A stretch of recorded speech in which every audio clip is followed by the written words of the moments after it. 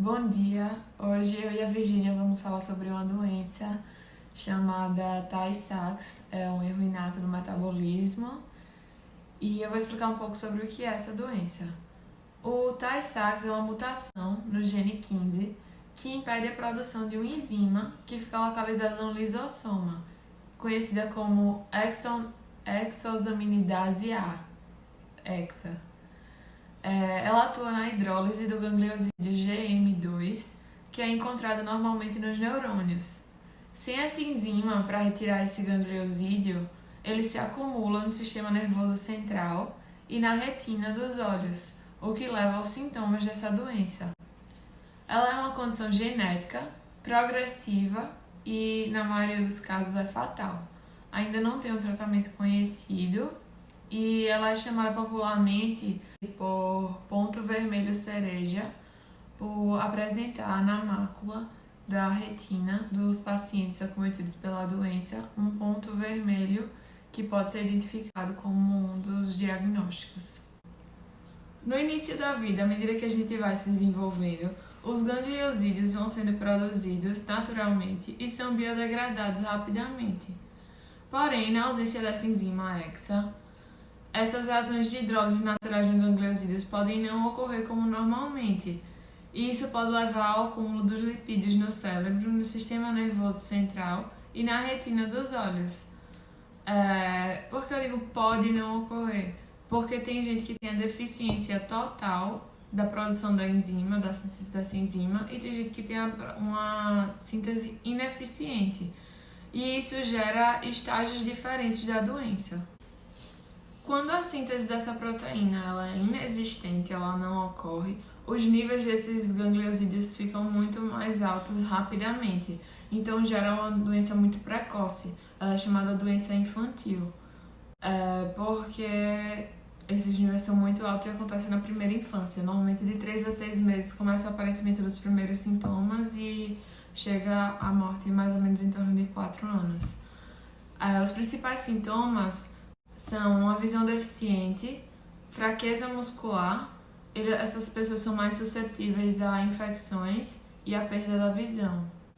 Quando a síntese dessa proteína ela é deficiente e não inexistente, então é porque ocorre de uma certa forma a hidrólise dos gangliosídeos e não esse acúmulo tão intenso.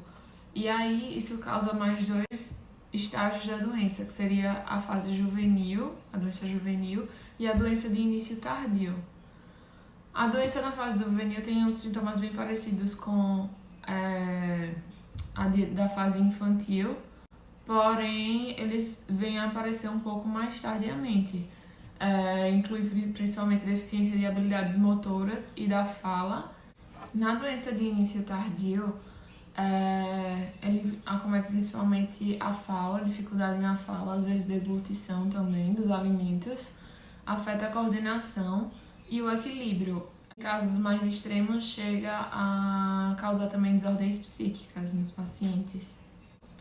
Como eu falei no início da apresentação, é uma doença hereditária, genética, numa mutação no gene 15.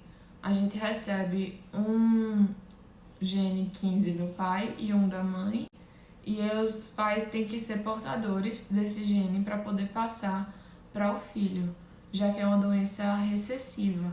Então, eles precisam ser heterozigotos e passar o gene recessivo para o filho. No caso, pais portadores, eles têm 25% de chance de ter um filho acometido pela doença, 50% de chance de ser portador, do filho ser portador também, mas não apresentar a doença, e 25% de chance dele não apresentar a doença nem ser portador. Em se tratando de uma doença autossômica recessiva, então existe o salto nas gerações, quando a gente vai analisar os heredogramas, sempre normalmente salta uma geração. Ela ocorre igualmente em homens e mulheres, não depende do sexo. Ela manifesta só quando acontece em homozigose recessiva. E os afetados em geral apresentam genitores normais em relação à doença. Oi, gente. Dando continuidade, tá? A questão da doença de Tay-Sachs, eu vou falar um pouquinho sobre o diagnóstico. Esse diagnóstico, como é que ele é feito? Ele pode ser feito através de exame de sangue, exame físico e na gestação, né? Enquanto a mãe estiver ali no seu pré-natal, entre a 10ª e a 14ª semana, se faz um exame através do líquido amniótico, não é? Ou placentário, para poder ver o que é que esse bebê tem, tá? Se faz exames, um histórico familiar, né? O médico vai conversar com os pais, saber todo o histórico familiar, porque como é uma doença herdada geneticamente, ela é recessiva autossômica, então, no bebê, esses sintomas vão começar a aparecer no 6º mês, né? Ele vai ter dificuldadezinhas simples, como sentar, como engatinhar, coisas que bebês nessa fase fazem, eles não vão conseguir fazer com tanta facilidade, né? E aí os pais já podem fazer o exame nele, né? Como eu já havia falado, exame de sangue, testes físicos e o exame oftalmológico é extremamente importante porque os sinais começam com manchinhas vermelhas também, perto do centro da retina do olho. Além disso, os bebês eles ficam extremamente assustados com ruídos, tá? E com movimentos assim repentinos. Então, é mais um sintoma para que os pais eles comecem a observar a partir do 6º mês de vida. Também pode-se observar pelo exame de sangue a proteína hexosaminidase A, que nos pacientes com Tay-Sachs tem a ausência dessa proteína. Então, no exame de sangue consegue-se ver se tem ou não, né, a hexa-A. Em crianças maiores, tá, gente? A partir dos 2 anos de idade aos 14, em adultos, os sinais são bem semelhantes. Dificuldade de locomoção, a locomotora, de fala, contração muscular, certo? Com deficiência para controlar certos músculos. Então, são sinais que também podem ser observados, né? E fazer a mesma coisa do bebê. Exame de sangue, exame físico, exame oftalmológico, para se ter esse diagnóstico. E como é feita essa prevenção? Essa prevenção ela é feita ou mapeamento genético dos pais, caso tenham interesse em saber se carregam doenças, né? A questão do pré-natal mesmo, né? Fazer todo o pré-natal e saber como é que tá o feto. E o diagnóstico mesmo, né? Você fazendo um diagnóstico durante o pré-natal, para que se haja essa prevenção. Se ambos os pais, né, tiverem esse gene recessivo, né, a probabilidade desse bebê nascer com a doença, né, de Tay-Sachs é de 25%, né, que o bebê nasça com né, na verdade, essa doença.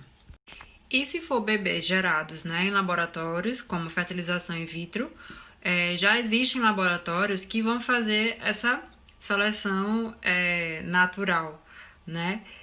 Só os embriões sadios é que vão para o útero da mãe.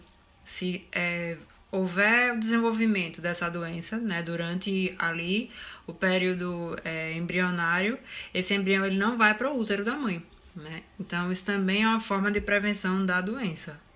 Bom, gente, com relação às pesquisas, não tem nada muito certo ainda, tá? Pesquisadores do mundo todo ainda estão aí estudando muito, fazendo mapeamento genético, sabendo como é que essa enzima se comporta de fato. Então, o que é que eles estão estudando, assim, por alto, né? O que tudo indica que essa questão da ausência da enzima hexa, não é? Então, eles estão querendo tentar adicionar ao corpo essa enzima, para ver como é que os portadores vão reagir. Ou aumentar em quem já tem a doença essa produção da enzima hexa, para tentar diminuir as características, não é, da doença. Mas é tudo muito novo, nada certo, ainda tem testes em ovelhas, onde eles falam que, pelo que eu li, que as ovelhas têm partes parecidas comportamentais com o do ser humano, com relação. Então, continuando porque cortou o áudio, que as ovelhas elas têm comportamentos muito similares com os dos seres humanos com relação a carregar a doença, né? As características que a doença desenvolve, mas também nada muito certo, tá, gente? E o que eu queria falar para vocês também é que o teste para adicionar essa enzima hexa no no nosso organismo, né, nos portadores. No caso dos portadores da Tay-Sachs, seria a grande dificuldade é atravessar a barreira hematoencefálica. E o que seria essa barreira hematoencefálica? Né? É uma estrutura de permeabilidade altamente seletiva que protege o nosso sistema nervoso central de substâncias potencialmente neurotóxicas presentes no sangue, sendo essencial para a função metabólica normal do cérebro. Então, gente, é muito teste. Então, por que os cientistas falam que é uma ideia muito limitada ainda essa reposição enzimática EXA? Porque ela é uma enzima muito grande com relação a essa barreira hematoencefálica. Então, tem muito estudo ainda, muita pesquisa, até que se chegue, eu espero, né, que se chegue a um tratamento correto para que as pessoas tenham uma condição de vida melhor, uma qualidade de vida mais digna, mais tranquila, né? Porque não deve ser fácil carregar qualquer doença desse tipo, não deve ser legal, né? Então, espero que eu tenha conseguido explicar a vocês um pouquinho, não é? Eu e a Ju ficamos com essa doença, né? Tay-Sachs. Então é isso para finalizar, né, a nossa parte aí na doença. E a gente só quer agradecer, porque é sempre um aprendizado, né, um seminário. E é isso, qualquer dúvida, qualquer coisa, é só falar, perguntar.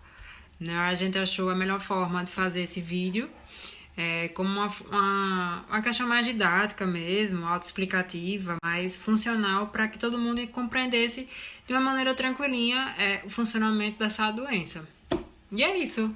Valeu!